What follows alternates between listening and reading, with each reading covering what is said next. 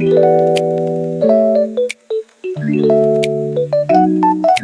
kú dédé àsìkò yìí. Gẹ́gẹ́ bí àdéhùn tá a ṣe fúnra wa pé a máa ṣe ìdánilẹ́kọ̀ọ́ lórí bí a ṣe ń ṣe CCTV camera, solar inverter installation and home automation. Lẹ́yìn náà a sì tún máa ṣe ìdánilẹ́kọ̀ọ́ nípa àwọn bí a ṣe ń fún àwọn nǹkan kéékèèké kọ̀ọ̀kan tí ò nídìí kó ẹsẹ̀ gbé lọ ọ̀dọ̀ àwọn service center lẹ́kọ̀ wọ́n gan lè ṣe nílé fúnra rẹ̀, tàbí wọ́n gangan tó bá wò pé o lè sọ di iṣẹ́. Àwọn kan wà jẹ́ pé wọ́n máa dá àwọn nǹkan yẹn tó bàjẹ́ jẹ́ pé nǹkan kékeré ni ìwọ́n dẹ̀ máa fi ìyẹn ṣe means of earning tiẹ̀. Ní tí a wá fẹ́ fi kọ́kọ́ bẹ̀rẹ̀ níbi ìdánilẹ́kọ̀ọ́ yẹn ni kíkọ́ wa ní bí ònìyàn ṣe ń ṣe installation CCTV camera. So the next video wa ó lè jẹ́ nípa ti inverter.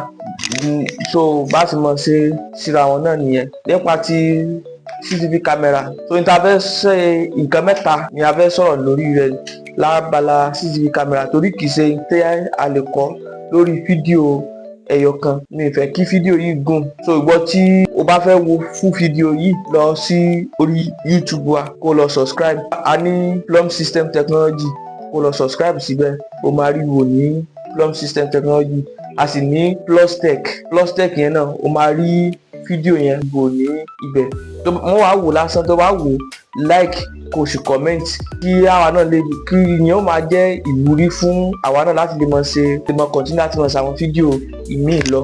Ní tí a fẹ́ ṣe lórí CCTV camera lónìí, nǹkan mẹ́ta ni mo fẹ́ ká treat fún ìbẹ̀rẹ̀ for beginners, fún wọn tí o mọ̀ kankan tó jẹ́ layman nípa CCTV camera installation, èyí tí wọn náà lè ṣe fúnra lára rẹ ní kò gba pé màá ṣe lọ́mọ fún ọdún mẹ́ta, ọdún mẹ́rin, ọdún mẹ́jọ lọ́mọ fi kọ́ bó ṣe ń ṣe installation CCTV camera. Ní tí o lè kọ́ online tó bá lè farabalẹ̀. Kò sí nǹkan ọ̀fẹ́, lóòótọ́ náà ọ̀fẹ́ là ń ṣe ìdánilẹ́kọ̀ọ́ yìí, ṣùgbọ́n kò sí nǹkan ọ̀fẹ́. Even tó bá lọ sí school wọ́n ní you need to pay attention. So ìtawà náà nídìí lọ́dọ̀ rẹ̀ náà ní sí ni pé kó pay attention. Attention yẹn nìkan kọ́ lára wa nídìí. O nídìí láti subscribe sí YouTube wa tí ń ṣe Plum System Technology àti Plus Tech. Kó subscribe. And àwọn social media handle wa, a ní TikTok, a ní Facebook, aláwọn oríṣiríṣi Instagram. Kàn mọ́ search fún Plum System Technology kó mọ́ follow wọn, tàbí kó sì mọ́ search fún Plus Tech. Àwa náà la ní gbogbo àkáǹtì yẹn.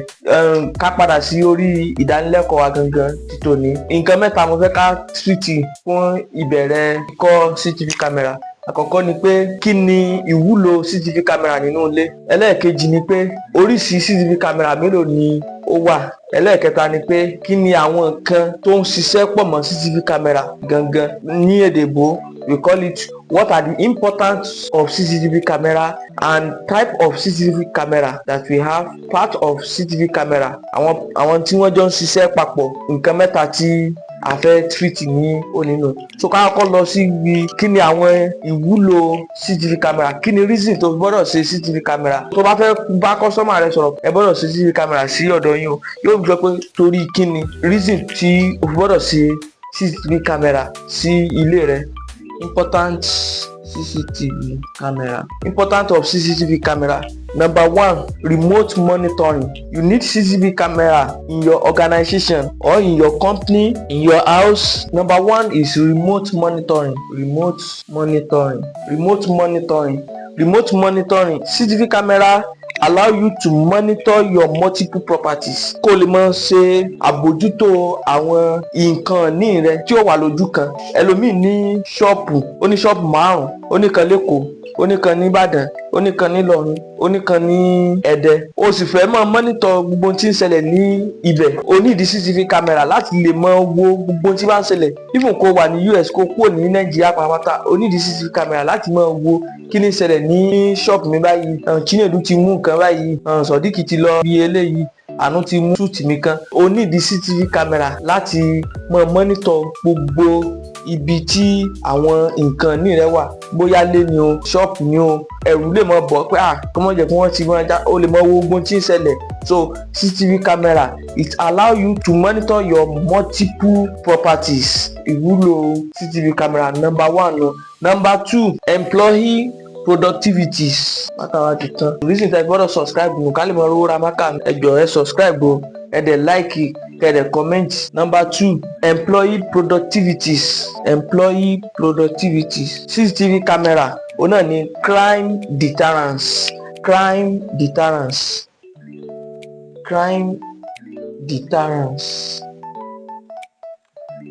Èyàn lè bọ̀ ẹ mọ̀ complete yòókù. So crime deterrence, CCTV camera are potential powerful deterrents against criminal activities. The presence of CCTV can discourage potential offenders.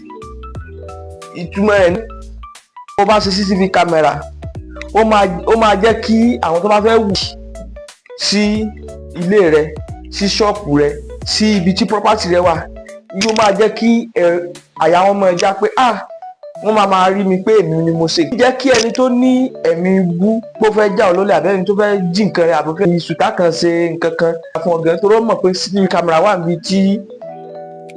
níbi tí nínú ibẹ̀ yẹn, so kò ní lè ṣe due to pé ó ti mọ̀ pé wọ́n máa rí gbogbo activities. So ara camera nu ìwúlò ẹlẹ́ẹ̀kẹta, which is crime deterrence. Ó máa ń dín bí yóò ṣe bí àwọn tí wọ́n bá fẹ́ hùwà bí ewu, ó máa ń di lọ́wọ́ torí kò sí èèyàn náà ní mú ewu wá, so ó máa ń di lọ́wọ́. Táwọn sì fò náà ó lè potential tó bá ra àwọn kámẹ́rà gidi ó lè bu ilé yín. Ìwúlò ẹlẹ́ẹ̀kẹrin, evidence. Ara ìwúlò CCTV camera òun náà ni evidence connection yẹn. Ìtumọ̀ ẹ̀ ká ní ẹnì kankan ìwọ ló jí tó bá ní irọ́ òun fi títóbi Ọlọ́run bá búra òun ò ní kíní kan. Tí ẹ bá wọnú CCTV camera ti máa record gbogbo bí ó ṣe ń jí nǹkan yẹn.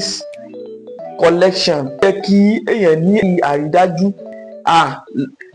ẹ̀rí rẹ̀ pé ìwọ ló jí báyìí, ẹ̀rí rẹ̀ pé o wá níjọ́ báyìí, ẹ̀rí rẹ̀ pé mi wà níjọ́ báyìí. So jẹ́ kí èèyàn ní evidence ní ọwọ́. Type of CCTV camera. Àkọ́kọ́ náà a ní dome camera. DOME camera. Dome camera yẹn in a professional word a máa ń pè ní indoor use. Ìtumọ̀ ẹ̀ ni pé kámẹ́rà tí wọ́n máa ń lò nínú ilé, sitting room, yàrá, inú ilé náà tí wọ́n ń lò, inú ilé gangan. A sì ní bullet camera. Another name for bullet camera is outdoor camera. Ìtumọ̀ ẹ̀ ni pé àwọn kámẹ́rà yẹn ìta ni wọ́n ti máa ń lo òun, ìta bóyá wájú ìta, ẹ̀gbẹ́ ìkùlé, ẹ̀gbẹ̀gbẹ́ inú ilé, ibi tó ti máa ń lo àwọn yẹn nù. A sì ní PTZ camera. Àwọn yẹn tún máa ń tóbi ju, wọ́n máa ń pìkì ibi àyè tí ó bá fẹ̀ dáadáa. Àwọn máa ń ní capacity láti mú àwòrán jáde ní. Aláwọn kan ní irú rẹ̀ náà tó jẹ́ 360-degree camera, which is òun lè yí anyhow. Àwọn kámẹ́rà tèmi ń sọ, èmi ò sọ kámẹ́rà àwọn solar camera tí wọ́n máa ń ṣe. Gbogbo àwọn solar camera yẹn bí intable ṣe wọ́n fún is outdoor use ni wọ́n, they are not indoor use. Èmi ò sọ̀rọ̀ àwọn kámẹ́rà táwọn ń sọ̀rọ̀ nípa rẹ̀, àwọn kámẹ́rà tí wọ́n lo DVR, àwọn digital video recording, àwọn yẹn ni èmi ń sọ̀rọ̀ nípa rẹ̀. Mi ń sọ̀rọ̀ àwọn solar camera tí wọ́n máa ń install tẹ́ mọ́ra síìmù sí inú rẹ̀. Tàbá wá sọ̀rọ̀ nípa ètí àkọ́kọ́ sọ tá pè ní dome camera bí ṣe máa ń rí rẹ̀, picture rẹ̀ rẹ̀. A máa gbé picture rẹ̀ náà máa wà níbi òkè ọwọ́ mi yìí. Dome camera rẹ̀ bí ṣe máa ń rí rẹ̀. Àwọn yẹn inú ilé náà ti máa ń lò wọ́n, inú ilé náà ti máa ń lò. So lẹ́yìn náà a ní bullet camera, àwọn ní outdoor use. Ẹ ti bó ṣe rí, ẹ ti rí báwọn yẹn ṣe rí nù. Àwọn indoor tá a pè ní dome camera, ẹ ti rí báwọn náà ṣe rí.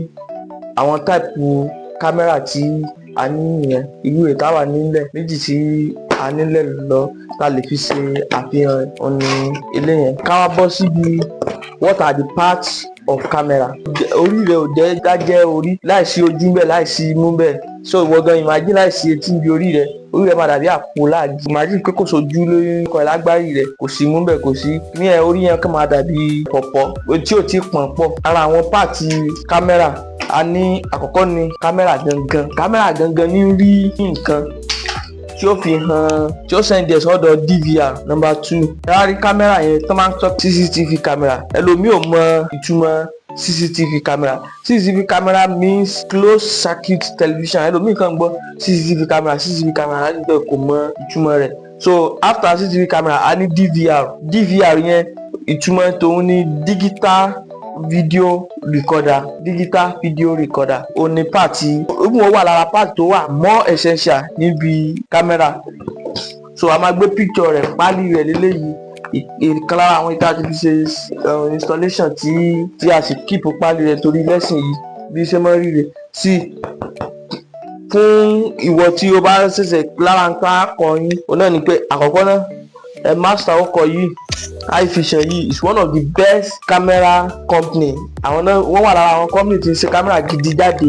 iFision wọ́n wà lára àwọn the best. Wọ́n èdè fọ́kọ̀ kúrò àwọn installer camera tá a máa ń lò. DVR a máa gbé picture rẹ̀ máa wà ní ibi fídíò yìí. Ó ní digital video recorder. Number 3 a ní power supply yẹn ní sample rẹ̀ lẹ̀. So a máa gbé picture rẹ̀ náà máa wà ní inú fídíò yìí. So power supply yẹn ó níbì kan tí ó máa ń connect mọ́ bí DVR. Ibi yẹn ibẹ̀ ni tí ń receive picture gbogbo tí camera bá rí, ibẹ̀ ni ó ti send ẹ̀ sọ́dọ̀ DVR. Part kan nìyẹn. After that part níbi ara camera a tún ní ibì kan náà bẹ̀ tẹ́ pé power, ibẹ̀ ni camera ti ń gba iná gangan tó fi ń fún camera ní iná. Tẹ́ bá wo wáyà yìí so ti rí eléyìí ibẹ̀ ni lọ bí DVR. A máa connect ìntì dé ibẹ̀ gan. Ibi eléyìí wọ́n ń pè ní BNC. So eléyìí la connect mọ́ ibi wáyà camera rẹ̀ bọ̀ méjì ni, ìkan wà báyìí. Eléyìí ló wà fún ti BNC tí ó lọ di DVR. Eléyìí ló wà fún bí power camera. Ibi kan wà ara camera, ibi end rẹ̀ eléyìí ni ó wọ bí camera. So a máa padà ṣàlàyé under identification of camera something ní àwa jàre under ẹ̀ la wà, a kàn ṣàfihàn lọ́wọ́ ni. So a máa explain gbọ́ tó bá ti ń tẹ̀lé wa, tó bá ti ń wo fídíò, a máa ṣàlàyé gbogbo àwọn ilé ibi power supply yìí, ibi tí camera tí wọ́n máa ń gba power yìí, ó máa ń ní ibì kan, ó máa ń ní ara device kan tí máa ń lọ picture rẹ̀ máa wà níbi ibi kìíní yẹn náà ń pè ní power supply. After power supply number 4 òun la ti ní camera cable rẹ̀ òun ni mo gbé dání, this camera cable. After camera cable a ní BNC yẹn mo ti fi hàn tẹ́lẹ̀ wọn ní this BNC. So after BNC yẹn a wá ní monitor number 6, monitor or TV. Monitor yẹn láyé ìgbà kan monitor náà máa ń lò fún camera. Àwọn monitor yẹn ló làwọn computer center máa ń lò yẹn. Computer nìkan náà máa ń lò fún, wọ́n connect ẹ̀ mọ́ central processing unit CPU rẹ̀. So wọ́n connect ẹ̀ mọ́ ó ní wọ́n máa ń lò tẹ́lẹ̀, ṣùgbọ́n nísìnyí wọ́n ti ń lo TV. O lè connect TV rẹ̀ náà mọ́ camera. So ibẹ̀ iṣẹ́ monitor tàbí TV ni pé kó máa display gbogbo tí camera bá rí. Ní tí camera bá rí yóò send ẹ̀ sọ́dọ̀ DVR ó wà send ẹ̀ sọ́dọ̀ monitor TV. Gbogbo tí bá ń ṣẹlẹ̀, gbogbo ibi tí ẹ bá ṣe camera yẹn sí, ó máa pitch gbogbo ẹ̀ máa wò ní ojú TV. Lára tí mo fẹ́ ṣàlàyé ni pé èmi o with my years of experience in camera installation, mo ti install camera àwọn kílókọ rẹ̀ rí, mo sì tún bá àwọn èèyàn install rẹ̀. Àwọn camera tí wọ́n ń lo solar panel yẹn èmi ò sọ pé kò dáa, ó dáa, ṣùgbọ́n ó níbi tó ti wúlò, kò wúlò fún inú ilé. Tó bá yá á padà ṣe fídíò kí ni reason tó gbọ́dọ̀ lo àwọn camera tí ń lo DVR. Kí ló dé tí camera tí ń lo DVR fi dáa ju camera tí ń lo solar panel lọ? A máa ṣàlàyé rẹ̀. Even tí tó bá ṣe kí debate gan wáyé lórí rẹ̀, a máa ṣe debate lé lórí. So lára ibi tí a wà náà ni pé a ti ka part camera gangan rẹ̀, àwọn main part. A ní CCTV camera gangan, a ní DVR, power supply, camera cable, BNC, monitor. Ẹlẹ́ẹ̀keje tí tá máa hard mọ́ ìyún fún ìwọ tí o bá fẹ́ mọ gbogbo tí bá ń ṣẹlẹ̀, ká ní ṣe o fẹ́ travel out tàbí o sábà sí ibi tó fẹ́ fi camera yẹn sí, o fẹ́ mọ gbogbo tí bá ń ṣẹlẹ̀ níbẹ̀, ibẹ̀ ló ti wá nídìí router yẹn o lè ra ti any service provider. Ṣùgbọ́n most of ibi táwọn ti máa ń ṣiṣẹ́ network tó fi bẹ́ẹ̀ tó jẹ́ pé lára logo wọn náà ni pé everywhere you are, òun ni lè máa ń bẹ́ẹ̀ lò jù. Tàbí ìwọ míì tó bá sì lò lọ, o lè lo kílókọ rẹ̀ náà, o lè connect wifi, àwọn Starlink yẹn o lè connect ẹ̀ mọ́. Ṣùgbọ́n ìtawà máa ń lò ti àwọn MTN router yìí which is Cat4 àbí I'm right, Cat4 olórin ó máa connect mọ́. Kó tó di pé mo máa gbàgbé number 8 máa hard ẹ̀ mọ́. Òun náà ni hard disk yẹn òun ló dàbí memory card. Gbogbo tí bá ń ṣẹlẹ̀ a ní 500 MB, a sì ní 1 terabyte, a ní 2 terabyte and so on. So gbogbo tí bá ń ṣẹlẹ̀ tí kámẹ́rà bá ń rìkọ́dù orí hard disk yẹn ni kámẹ́rà ó mọ̀ save rẹ̀ sí. Ara pàtì kámẹ́rà náà ni hard disk. Ẹni tí ó bá máa disk Google search ẹ̀, èyí ó máa jẹ́ déédéé tí a fẹ́ kọ́ wa ní fún títí òní. Our next video ó máa jáde náà ní every Monday. Our next video about camera ó máa jáde ní next week Monday. So nígbà tá a parí nípa ti kámẹ́rà tán, a máa bọ́ síbi solar inverter installation. After solar inverter installation, a tún máa ṣe àwọn ìdánilẹ́kọ̀ọ́ nípa àwọn kílókọ rẹ̀. A tún lè padà sórí kámẹ́rà, kí ni àwọn nǹkan tí ó jẹ́ àwọn nǹkan ìgbàlódé tó tún ti dé sínú kámẹ́rà tí ọ̀pọ̀lọpọ̀ mọ̀. A máa jẹ́ a sì máa ṣe live náà ní TikTok. A máa jẹ́ kí ẹ mọ̀, ẹ sáà lọ mọ follow TikTok wa, a ní Plus Tech, a ní Plum System Technology. Ẹ lọ follow wa ní TikTok náà. Ẹ dẹ̀ subscribe sórí YouTube yìí láti lè mọ rí more video. Click on the notification bell kẹ́lẹ́ bá mọ alert ẹ pé our next video ó ti dé. Ẹ jọ̀ọ́, I need the full support yín. A kàn ń ṣe náà láti lè jẹ́ kí ọ̀pọ̀ àwọn nǹkan yìí, àwọn kan ti wà tẹ́ pé wọ́n mọ̀ bọ̀ wọ́n fẹ́ release ẹ̀. Gbọ́n ẹnu wọn bá tí àwa náà mọ̀, à ń wò pé kò sábúrú nínú kí àwọn èèyàn náà mọ̀. So ó jẹ́ bí ó ṣe jẹ́. Goodbye, see you next year.